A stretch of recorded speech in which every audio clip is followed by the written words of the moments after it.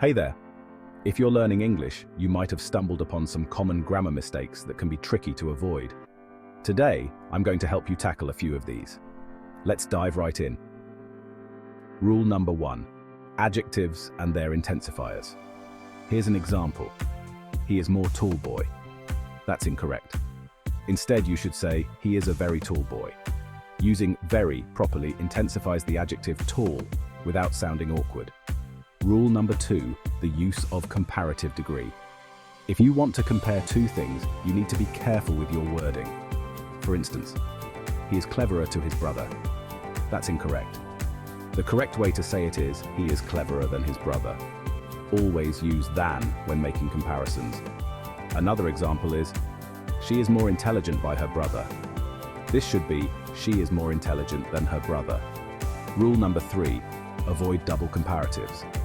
Let's look at this sentence. He is more cleverer than his brother. That's incorrect. The correct way to say it is, he is cleverer than his brother. You only need one comparative form, not both more and cleverer. Rule number 5, specific comparisons. Here's a common mistake. He is taller than any boy in the class. This sounds like he's taller than himself. The correct sentence is, he is taller than any other boy in the class. Adding other makes it clear he's being compared to his classmates.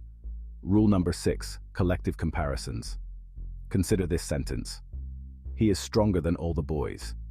Again, it sounds like he's stronger than himself. The correct sentence is, he is stronger than all the other boys. The word other is important for clarity. Rule number 7, specificity in comparisons. Here's an example. The population of Karachi is greater than of Lahore. This should be, the population of Karachi is greater than that of Lahore. That refers back to the population of Lahore, making the sentence clearer. Another one is, my handwriting is better than you.